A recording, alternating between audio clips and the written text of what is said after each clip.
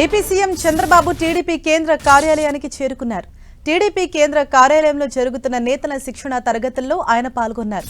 అటు టీడీపీ కేంద్ర కార్యాలయంలో రాజ్యసభ ఆశావహుల సందడి నెలకొంది.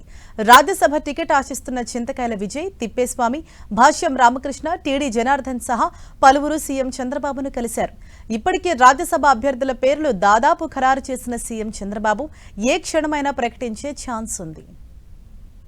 రైట్, మరింత సమాచారం మా ప్రతినిధి రవిచంద్ మనకు అందిస్తారు. ఎస్ రవిచంద్, ఇప్పటికే జనసేన తన రాజ్యసభ అభ్యర్థిని ప్రకటించింది. మరి టీడీపీ ఇవాళ రాజ్యసభ అభ్యర్థులని ప్రకటించే అవకాశం ఉందా? మీకు అందుతున్న అప్డేట్స్ ఏంటి?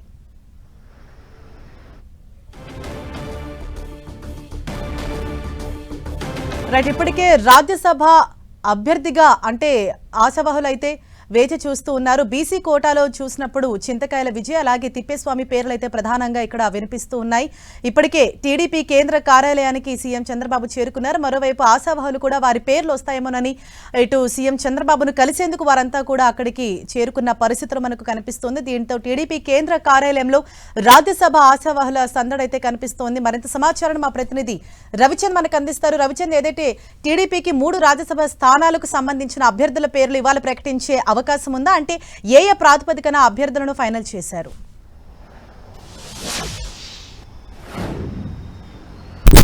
మరి కాసేపు టీడీపీ రాజ్యసభ అభ్యర్థుల జాబితా విడుదలయ్యే అవకాశం అయితే మనకు స్పష్టంగా కనిపిస్తుంది. ముఖ్యంగా ముఖ్యమంత్రి చంద్రబాబు టీడీపీ కేంద్ర కార్యాలయానికి వచ్చారు. ఇక్కడ ఆశావాహులంతా కూడా చంద్రబాబును కలిసి తమకు అవకాశం కల్పించాలని చెప్పి ఆఖరి ప్రయత్నాలు అయితే చేస్తున్న పరిస్థితి కనిపిస్తుంది. ఇప్పుడు వరకు మనకు అందుతున్న సమాచారం ప్రకారం 2 అయితే ఖాయంగా కనిపిస్తున్నాయి. సానా సతీష్కి ఎటువంటి డోకా లేకుండా ఖాయంగా ఫిక్స్ కన్ఫామ్ అయినట్టు మనకు తెలుస్తుంది. అదేవిధంగా భాష్యం రామకృష్ణ పేరు కూడా కన్ఫామ్ అయినట్టు సమాచారం వస్తుంది. అయితే 3వ స్థానంపై కొంత తర్జన భర్జన జరుగుతుంది. అయితే రేసులో ముందు వర్ల రామయ్య ఉన్నారని చెప్పుకోవచ్చు. వర్ల రామయ్య పేరు ప్రధానంగా ఇక్కడ వినిపిస్తుంది. గతంలో కూడా 2 సార్లు అవకాశం వచ్చినట్టు వచ్చిపోయింది. ఈసారి ఎట్టి పరిస్థితుల్లో కూడా రామయ్యకి ఎస్సీ కోటాలో వచ్చే అవకాశం ఉందని ఒక పార్టీలో అయితే ఒక చర్చ జరుగుతుంది. ముఖ్యమంత్రి కూడా దీనికి సంబంధించి కొంత క్లారిటీ ఇస్తున్నట్టు కూడా సమాచారం వస్తుంది. అయితే ప్రధానంగా బీసీ యాంగిల్లో కూడా ఇక్కడ ఒక చర్చ అయితే జరుగుతుంది.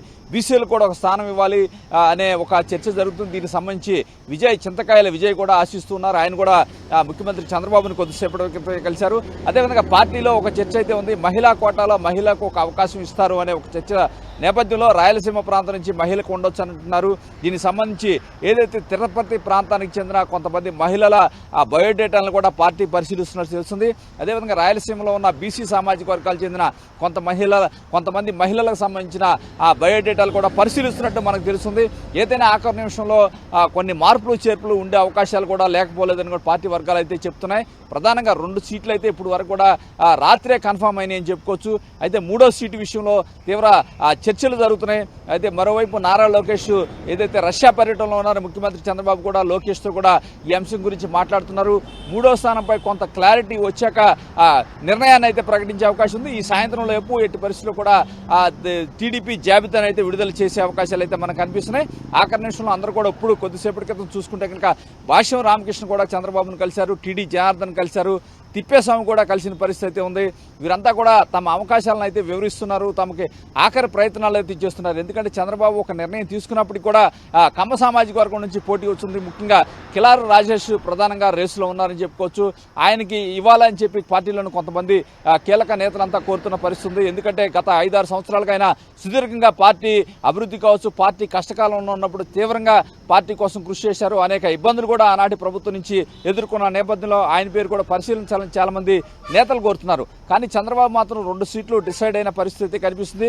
3వ స్థానం గురించి ఆయన తీవ్రంగా చర్చిస్తున్నారు. అయితే ఇది కూడా సాయంత్రం ప్రకటించిన తర్వాత వీరంతా కూడా సోమవారమే నామినేషన్ దాఖలు చేసే అవకాశం అయితే మనకి కనిపిస్తుంది. ఎందుకంటే ఈ రోజు సమయం మించిపోతుంది. రేపు మంచి రోజు కాదని చెప్పి రాజకీయ వర్గాల్లో చర్చ జరుగుతుంది. ఈ నేపథ్యంలో సోమవారం మాత్రమే నామినేషన్ వేసే అవకాశం అయితే మనకు కనిపిస్తుంది. అందరూ కూడా ఎవరి ప్రయత్నాలు, ఎందుకంటే పార్టీ హైకమాండ్ అఫీషియల్ గా ప్రకటించే వరకు కూడా ఆశావాహులు అయితే తమ ప్రయత్నాలు అయితే వదలలేదు. వారు ప్రయత్నాలు చేస్తూనే ఉన్నారు.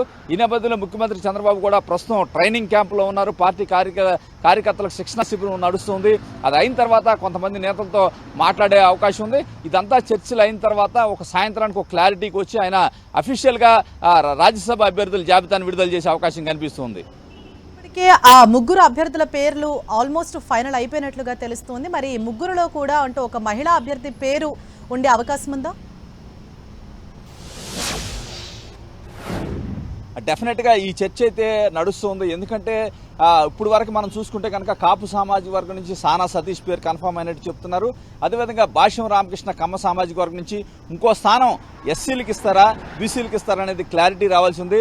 దాంట్లో మహిళా పురుషుడు అనేది కూడా కొంత క్లారిటీ రావాల్సి ఉంది.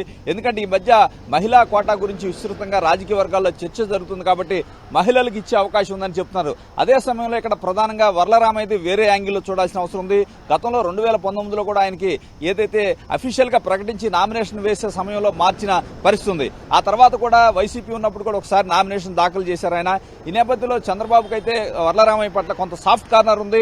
ఎస్సీ మాదిగ సామాజిక వర్గానికి చెందిన వ్యక్తి. పార్టీలో మొదటి నుంచి కూడా 2007-8 సంవత్సరం నుంచి కూడా ఆయన సుదీర్ఘంగా వైఎస్ కుటుంబంతో పోరాటం చేస్తున్నారు. జగన్ అవినీతి ఆరోపణలపై కూడా ప్రధానంగా ఆయన సుదీర్ఘ పోరాటం చేశారు. ఈ నేపథ్యంలో చంద్రబాబుకి అయితే కొంత సాఫ్ట్ కార్నర్ అయితే రామయ్యపై ఉంది. ఈ నేపథ్యంలో రామయ్య పట్ల ఏమన్నా చంద్రబాబు అనుకూలత వ్యక్తం చేస్తారా, ఆయన పేరు ప్రకటిస్తారనేది ఒక చర్చ అయితే పార్టీలో జరుగుతుంది. ఇదే సమయంలో మహిళా కోటా గురించి కూడా జరుగుతుంది. ఎందుకంటే మహిళలకి మొన్నే ఏదైతే టీడీపీ మహానాడులో 33% రిజర్వేషన్ అని చెప్పి నారా లోకేష్ ప్రకటించారు. ఎందుకంటే పార్లమెంట్లో చట్టం చేసినా చేయకపోయినా పార్టీ తరఫున మేము నిర్ణయం తీసుకుంటామని చెప్పారు. ఈ నేపథ్యంలో ఇదే మొదటగా ఏదైతే ఆ నిర్ణయానికి తగ్గట్టు ఫస్టే ఈ నిర్ణయం తీసుకొని మహిళలకు అవకాశం కల్పిస్తారు. ఎందుకంటే టీడీపీకి ఉన్న 3 స్థానాల్లో ఒక స్థానాన్ని మహిళలకు అవకాశం కల్పిస్తారనే చర్చ జరుగుతుంది. ఈ నేపథ్యంలోనే తిరుపతి అదేవిధంగా రాయలసీమ ప్రాంతాల్లో మహిళా నేతలకు సంబంధించి ఎవరైతే సమర్థులు ఉన్నారో చదువుకున్న వారి గురించి ఎంక్వైరీ చేస్తున్నట్టు కూడా మనకి సమాచారం వస్తూ ఉంది. Right, thank you Ravichand.